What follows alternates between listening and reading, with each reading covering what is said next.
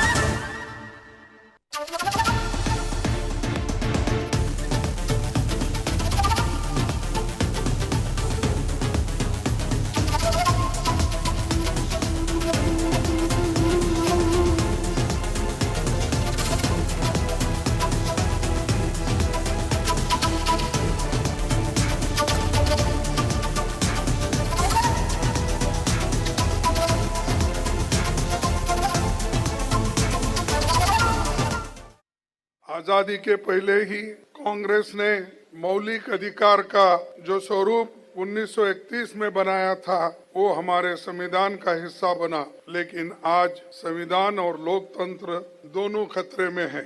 देश के सर्वोच्च मूल्यों जैसे एकता, अखंडता, धर्मनिरपेक्षता और सामाजिक न्याय की रक्षा के लिए महात्मा गांधी जी, श्रीमती इंदिरा गांधी जी, राजीव गांधी ने शहादत दी।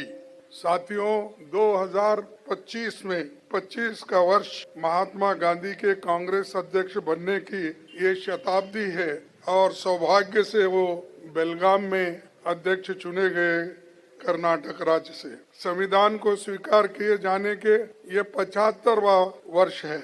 वंदे मातरम का 150वीं जयंती है और 2026 का वर्ष दादा भाई नौरोजी का 200वीं जयंती है। सरोजनी नायडू के कांग्रेस अध्यक्ष बनने का शताब्दी वर्ष है। झंडा ऊंचा रहे हमारा गीत की भी शताब्दी है।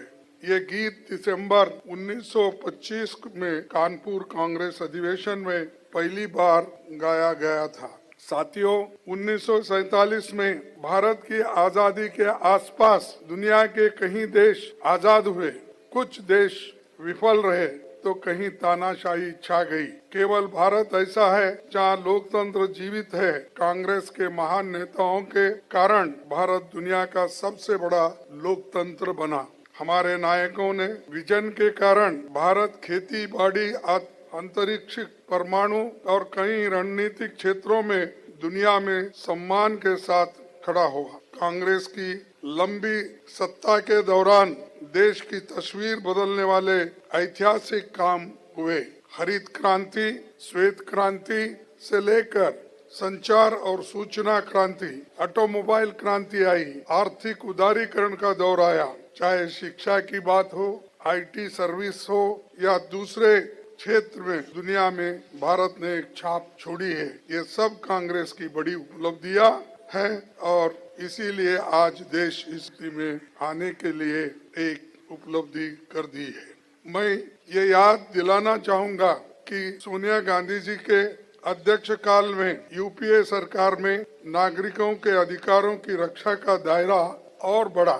डॉक्टर मनमोहन सिंह के प्रधानमंत्री काल में हक हकूक आधारित अप्रोच के तहत कानून बने। RTI, RTE, food security, MNREGA, forest rights और भूमि अधिग्रहण जैसे ऐतिहासिक कानून बने, जिसको दुनिया ने तारीफ। कांग्रेस की सोच हमेशा समाज को आगे ले जाने की रही है। आजादी के आंदोलन में महात्मा गांधी जी ने कांग्रेस को सामाजिक सुधार, छुआछूत के विरोध, आर्थिक स्वावलंबन, बराबरी के अधिकार, सांप्रदायिकता के विरोध जैसे मसलों के लिए तैयार किया। कांग्रेस को रचनात्मक कामों से जोड़ा। कांग्रेस की सोच हमेशा बड़ी थी, लेकिन पिछले 11 वर्षों में मोदी सरकार ने कांग्रेस द्वारा बनाए गए संस्थानों को कमजोर किया जा रहा है। राष्ट्रीय संपदा के साथ जल, जंगल और जमीन खतरे में आज आई है। आरएसएस, बीजेपी के नेताओं ने देश का संविधान, तिरंगा झंडा, अशोक चक्र और वंदे मातरम तक को नहीं स्वीकार किया। उनको समाज की प्रगति के लिए बनने वाले कानून से विरोध था। वे बलिदान और त्याग से हासिल जनता के अधिकारों को कुचलने में लगे हैं। जिनके पूर्वकों की फ्रीडम मूवमेंट में कोई भूमिका नहीं थी, आज जनता के अधिकारों को छीनने का काम कर रहे हैं। हमें उनकी ऐसी कोशिशों का हर स्तर पर डट कर मुकाबला करना है। साथियों, पिछले 140 सालों में कांग्रेस ने कहीं उतार चढ़ाव देखे हैं। हमारे पास दादा भाई नौरोजी से लेकर महात्मा गांधी जी, सरोजिनी नायडू, सरदार पटेल, नेहरू जी, मौलाना आजाद, नेताजी सुभाष चंद्र बोस, राजेंद्र बाबू जैसे महान नायकों की विरासत है। हमारे नायकों ने हमें सिखाया कि देश और जनता को सशक्त बनाने के लिए हमें लगातार काम करना है। हमें अपने गौरवशाली परंपरा के अनुरूप सभ्य और शालीन भाषा में अपने विरोधियों को मजबूती से जवाब देना है। ఈ వీడియో మీకు నచ్చినట్లయితే లైక్ చేయండి, షేర్ చేయండి, మా ఛానల్ కి సబ్స్క్రైబ్ చేయండి।